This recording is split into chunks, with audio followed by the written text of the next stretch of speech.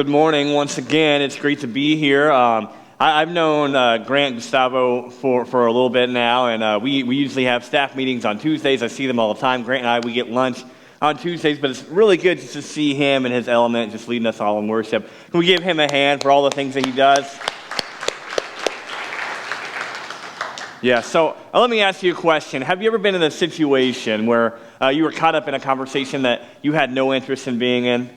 Like the topic of the conversation was just like something that you absolutely did not know anything about, but more than that, you absolutely did not care about at all. I find myself in these situations just a couple times. I try to be a well-rounded person, but there's just a certain amount of things I just can't get into. And so if you're one of these people, I do apologize. We can still be friends. Just maybe don't bring up some of these conversations. With me, I just realized just a couple years ago, I didn't realize these people exist.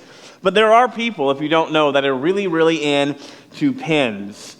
And who are really, really into pens, and like they spend like hundreds of dollars on fountain pens, and they like collect them, and they tell me all about it. And I found myself just the past couple of years finding pen people, and I'm like, where did you guys exist for like the first like 30 years of my life? And now you're coming out of the woods. I'm like, I'm glad that you have a hobby, but I just don't share it with me. Like, that's fine. I just like a regular ballpoint is fine with me. I don't need anything fancy.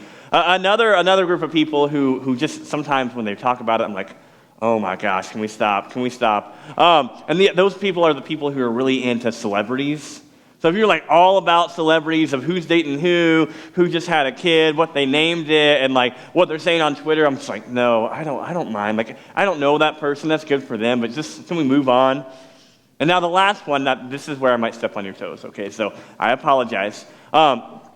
And I'll caveat this by saying I do enjoy coffee, but there's a certain level of coffee drinker that I just cannot vibe with, and those are the people who love to roast their own coffee. And they have all the science, all the things, and they want to tell you all about their process of roasting their own beans, or even like where they get it, where they import it in, and these are from Brazil, and these are all this and that. I'm like, I don't mind. Like, again, I enjoy morning coffee. I get lattes every once in a while. I'm trying to get more into a black coffee, but I don't care about how you roast your beans.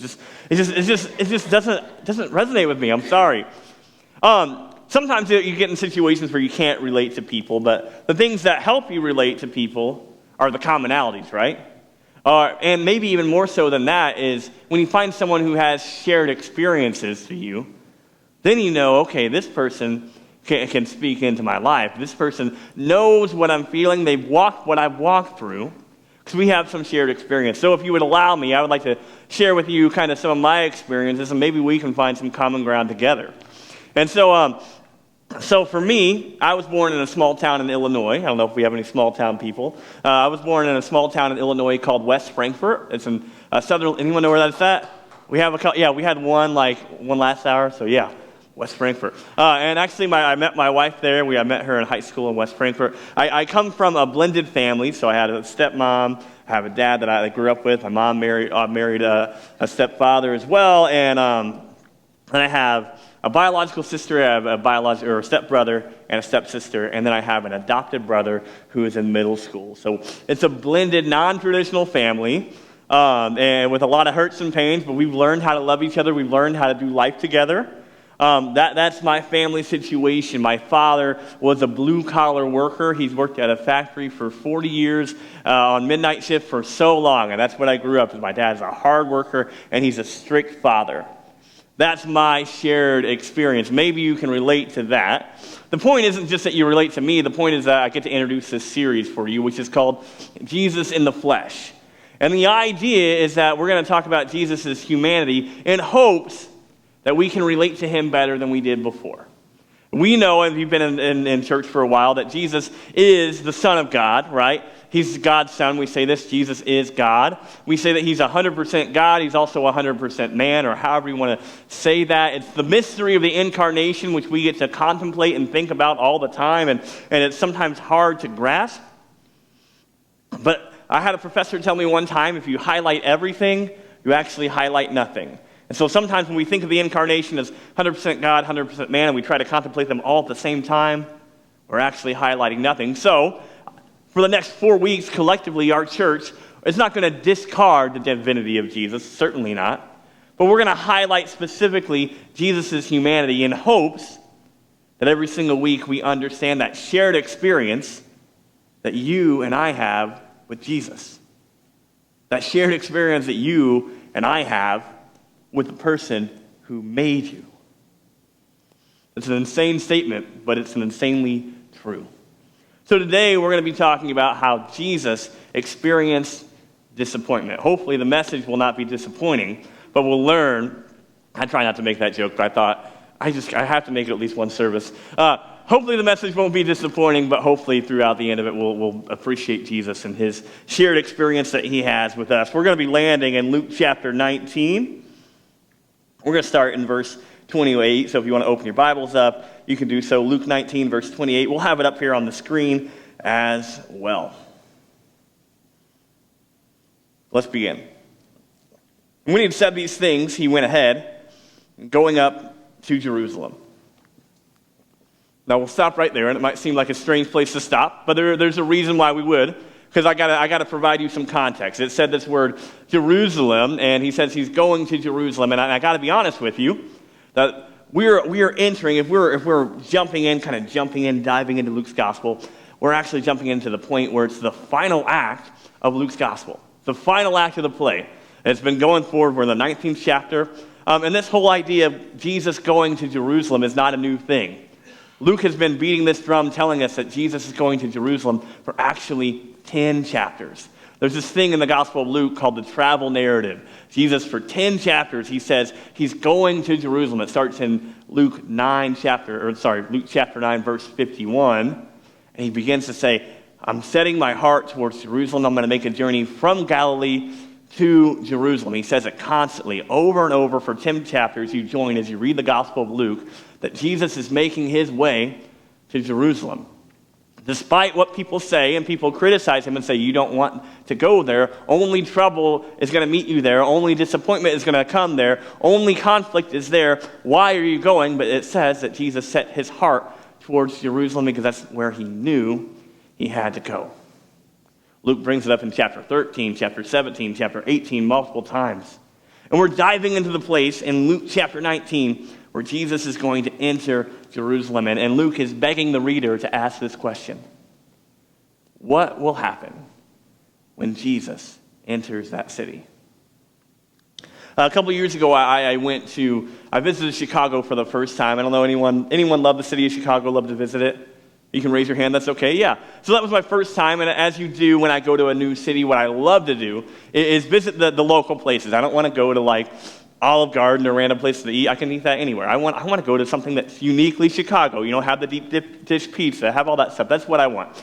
And so I got a recommendation from a buddy who lived there who said, this is what you got to try. You got to try a place called Al Cheval, which is this burger joint, which is apparently incredible. It was on the Travel Channel. Adam Richmond came and ate this juicy big burger, like rated one of the best burgers in the world. And so I'm like, this is where I want to go. I had my friends with me. I'm like, this is my recommendation. This is where we're going. So one day we're out visiting. We're out at the Bean in Chicago taking pictures. And I look it up. It's about lunchtime. I look up on my phone. I'm like, oh, look, it's a straight shot. Just right down this road. Don't have to make any turns at all. If you just go down this road, we're going to make it.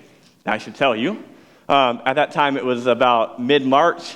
It was an overcast day, around 30 to 40 degrees. And if you know Chicago, a little rainy, windy. It's not too pleasant around mid-March. But I was like, it's just right down the road, right? And so we had two options. We could Uber. But I was like, oh, it's pretty easy. We just walk straight. How hard is that? So I convinced my friends, hey, let's go. We're going to walk down this road, and we walk, and we walk, and we walk. But what I didn't tell them was actually about a 40-minute journey. It wasn't just like right down the road. The truth is we didn't have to turn, but we had to walk for 40 minutes to get there. So, of course, as we go on our journey, they're like making fun of me, picking on me, chirping on me, like, come on, this isn't even going to be worth it. Like, why are we doing this? This is dumb. Eventually, we get there, despite their constant chirping. I open the door. I go talk to the hostess. I say, hey, we need a table for 4. Do you have a table for 4 for us? And they said, yeah, certainly, here you go. And they looked down and said, it'll be about 3.5 hours.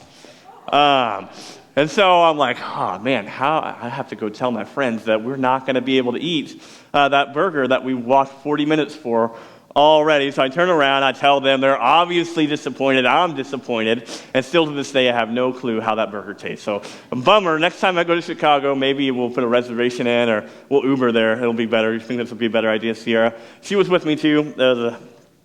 I didn't get to lead or pick any other spots the rest of the week. So that's my one shot, and I blew it. But I mean, we know what it feels like. This is what's happening in this story, and the narrative is that Jesus is going to Jerusalem. It's this long, long journey, a drumbeat, a crescendo that's rising and rising and rising, and eventually it's going to happen. And that's what we're going to read right here. Verse 29. When he drew near to Bethpage and Bethany, at the mount that is called Olivet, he sent 2 of his disciples, saying, "Go into the village in front of you. Where on entering, you will find a colt tied, on which no one has ever sat. Untie it and bring it here. If anyone asks you, 'Why are you untying it?' you shall say this, 'The Lord has need of it.'" So those who were sent away and found it just as they had told him. And as they were untying the colt, its owner said to them, "Why are you untying this colt?" And they said, "The Lord has need of it." And they brought it to Jesus, and throwing their cloaks on the colt, Jesus sat on it. And as he rode along, they spread their cloaks on the road. As he drew near, already on the way down the Mount of Olives, the whole multitude of his disciples began to rejoice and praise God with a loud voice. They began to praise God with a loud voice for all the mighty works that he had seen, saying, "Blessed is the King who comes in the name of the Lord. Peace in heaven and glory in the highest." And some of the Pharisees in the crowd said to him, "Teacher, rebuke your disciples." What happens in that long bit of text is that Jesus comes down on the Mount of Olives. He's on this colt. They put a robe on the colt. He begins to make his journey down, and his disciples begin to throw the robes down onto the ground as the colt walks and begin to sing to him. Sing out praises. "Blessed is the King who comes in the name of the Lord. Peace, peace on earth, peace to God in the highest." You might be asking, what's taking place here? What is this situation that's actually happening? But the people tell you what's going on. They say, "Blessed is the King who comes." What's happening is the King of Israel, is entering into the holy city. Right? He's been this long, long, drawn-out journey, but now eventually, right here in this moment, the King of Israel is entering into the city, and the people are ready to crown him as king, saying, "Here he is, our Messiah. Blessed is he. Let's throw our robes down. Let's wave palms at him. Let's celebrate him. Let's praise him because he is the one who we waited for years and years and years, and now he's finally here." Sounds all well and good, except for the king who they have expected is not the king who they have. The king who they have in their expectations is not the king that they got. Because there was this long, drawn-out expectation that what the Messiah would do was he was going to take Israel out from under the oppression of the Roman government. So what they're imagining, what they're envisioning happening here is Jesus coming down like a conquering king, and he's going to do a hostile takeover of Rome, putting Israel out of the thumb of the Roman government, wiping them out and putting them back on top where they belong. That was their vision for the Messiah. That was their hope. That's what they wanted to happen. Their expectations were high. They weren't high enough, right? Their expectations were good. They had some truth to it. God doesn't want them to be in oppression, right? But they're off base. You can even see this happening with the Pharisees' reaction to it. The Pharisees are worried about all this, right? The people are crowding and celebrating, and they're saying, "Blessed is the King." And the Pharisees say, "Teacher, rebuke your disciples. Get them to stop saying that." Shh. Right? Because there's no king but Caesar. There's a guy coming into a Roman town, to a town that's conquered by Rome, and you're saying, "Blessed is the King who comes"? There is no king but Caesar. You see, what they're asking for is they're asking for a fight. let's go, let's put up our fists, and let's go. It's time that we take over. The Pharisees are worried. They don't want to incite a riot. They say, teacher, rebuke your disciples. Cut that out now. Expectations are tricky things. The Jews have them, the Pharisees have them, and even Jesus has them too. My daughter is high. She loves she's high on birthdays, is what she is. She loves birthday parties. She's 6 years old. She's in the kids' ministry right now. And she just had a birthday. Just had her 6-year-old birthday party. And just like anybody else, your favorite birthday party is your own. And so, but she's the type of person who plans her birthday party year-round. Like every single, all the time she goes to the birthday party, she has notes for what she wants. I want this, I want that, I want to invite this many people, I want these presents, I want this type of cake, I want it to go, I want the party to be here, I want us to do this afterwards. Expectations are sky high for her birthday. Around May, she went to another person's birthday party, and there she got to meet a Disney princess, which was, we were really happy about that, because obviously that immediately came on her list, and she told us that we needed to invite Ariel, Anna, and Elsa to her birthday party. And we're like, oh, geez, how can these expectations get higher? So as a parent, what do? We're not going to do this for every single birthday. We try to find a way that we can meet some of those expectations, then also throw a couple surprises, and we managed it. We certainly didn't meet half her expectations, but she still had a great time. But it's tricky. Expectations are a very, very tough thing. But we shouldn't give them a hard time either. It's easy to look down on the Jews and say, you guys are clueless, right? How did you get this? Why did you think that the Messiah was just going to come and save Israel? How do you not have a bigger goal for what Jesus had? It's easy to look down on them, but yet we do the same thing. We sometimes have a small view or an off-base view of what our King has come to do. Maybe you've been told that when you accept Jesus and you become a Christian, that your life will be blessed and happy, and it's going to lead to this peace and joy, and you feel like that's a promise. But I'm telling you, until we reach that day where he returns, that's not a promise he's made. In fact, he's told you that in this life there will be trouble. I'm sorry if someone's told you that. Maybe when you accepted Jesus, you thought that because I accept Jesus and I'm faithful to him and I serve him, then he's going to bless me financially with riches and wealth and status. And let me tell you that that's not a promise that he's made either. Maybe you've been told, because you accept Jesus when you pray in his name, no matter how often you ask, no matter how often you seek, if you knock, if you do it enough and you do it in faith and you name it and you say it's going to happen, that it will happen. A family member with cancer, I have someone who's sick and who needs healing, and if I just pray hard enough, if I just pray with faith, it will happen.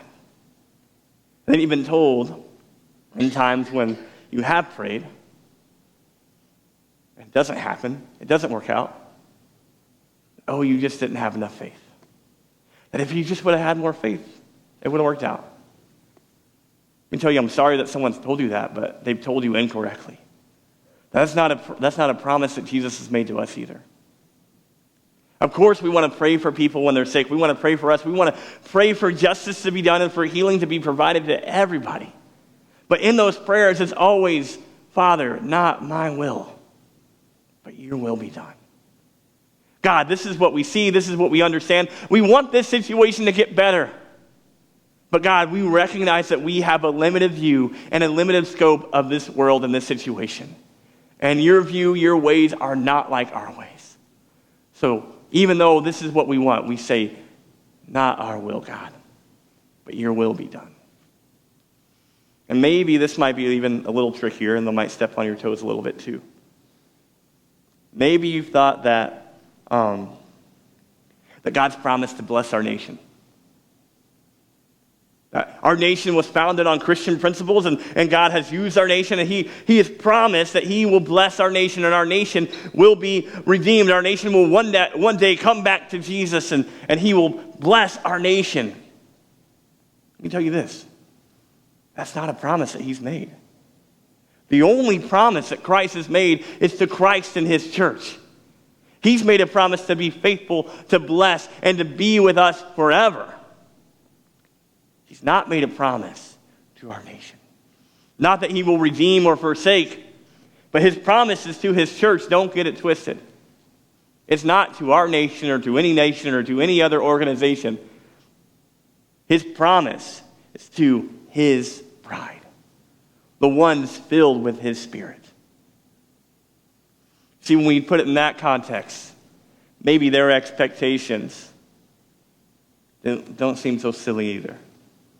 We might be able to relate to their expectations because sometimes we fall in that trap where our expectations are high and maybe they're good, but they're not high enough and they're off base. Let's continue to read a little bit. Read towards the end of the story, verse 41. When Jesus drew near and he saw the city, he wept over it, saying, "Would that you, even you, had known on this day the things that make for peace, but now they are hidden from your eyes." Would that you, even you, had known on this day the things that made for peace, but now they're hidden from your eyes. Luke's been answering this question. What's going to happen when he comes to Jerusalem? The king comes, right? But he's been answering what type of king Jesus is, just subtly. If we just imagine this scenario. Think about a movie where a conquering king comes. What is he riding on? A mighty horse, right? A big horse, and he has a weapon, and he's ready to attack. He comes down, he enters the city, and he's ready to go. And when he comes down, he enters it before what does he do? He gives a mighty, powerful speech that motivates everybody, and everybody goes, "Hoorah, let's go conquer the city." That's not the image. That's not the story that Luke's telling. That's not what happened. Jesus comes in riding on a colt, which most scholars believe is a young donkey. Riding on a young donkey, not a mighty, mighty horse. And when he finally gets to the city, he doesn't give a powerful speech saying, let's go conquer. Is everybody ready? Are you ready yet? No, he looks at the city and he cries. This isn't just a stoic tear like a warrior would look over there with just one big tear. The word that Luke uses is a word that means weeping and wailing, like he is not stoically crying. He is what we call ugly crying. That's what Jesus is doing. He's so disappointed in this moment. We're familiar with a story where Jesus cries, right? We're familiar with the Lazarus story. Lazarus dies, and it says Jesus wept. We're familiar with this verse. But actually, this instance in Luke, because Luke was written much before John, this is the first time that anyone ever recorded that Jesus actually cried. So the first time people learned who didn't experience Jesus, that Jesus cried, they read this verse. Oh, Jesus could cry. Jesus did cry. And so I heard this week that I heard a guy at CIY, he said, I haven't cried in 10 years. And so fellas, you might be that type of guy. You might be that type of guy where you haven't cried. I'm going to say, Jesus had a 3-year ministry, and in that 3-year ministry, we know he cried at least twice. So it's all right for you guys to cry at least once every other year, okay? So that's totally fine because Jesus did it. You can do it too. And I mean, real men might cry because Jesus, I don't know if you were trying to compare your masculinity to Jesus, but my presumption is you'll probably fall short. It's all right. That's just a joke. But in this moment, man, Jesus is experiencing disappointment. But we can relate to that, right? We know what that feels like. Think about it. Jesus has worked his entire life to this moment. He's going to Jerusalem. For 10 chapters, he's making this way, and you're asking what's going to happen, and what happens is disappointment. All these people have crowded around him saying, Jesus, we're ready to go. We're ready to die with you. We're ready to do whatever you want us to do. But he knows that he will not leave that city before every last one of them scatters and abandons him. And even perhaps some of them yell, crucify him. Because the king that they expected was not the king that they got. When they saw where this kingdom was going, they turned their heads and they ran. When his kingdom was in trouble, when their king was in trouble, they abandoned him. We know what that disappointment feels like. Can you imagine having all these people around you saying, we're with you to the very end. And it's just a few short hours later, every last one of them is gone. and you have to experience a brutal death all by yourself. When you can still almost hear the echoes of them saying, "Blessed is the King who comes in the name of the Lord." I know we can't relate to someone crowning us king. We can't relate to being paraded around like Jesus was. But each one of us can relate to that feeling of disappointment that Jesus felt, right? Every single one of us can relate to that feeling of disappointment that Jesus felt. And I'm not for sure where you're at, but I'm going to lay out a couple scenarios that you might be in. Maybe your disappointment is like this. Maybe you've been struggling for years with infertility. And you've been trying to have a baby, and you just hope, God, don't you just want us to have a child? Don't you just want me to bring a child into this world? But year after year, doctor visit after doctor visit, poking and prodding, test after test, and it all comes up negative. You're in a season of disappointment. Maybe your marriage is going through rough patches and you're not as close as you used to be, and you're sleeping in separate bedrooms, and you think that separation is on the verge. You don't know what to do. You're living in disappointment.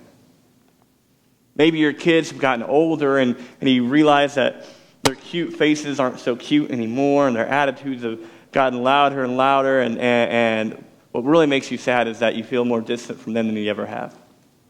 Maybe they're not even in your house anymore. Maybe they've left. They've started families of their own, and you feel like, I don't even really know them that much anymore. Feeling disappointed.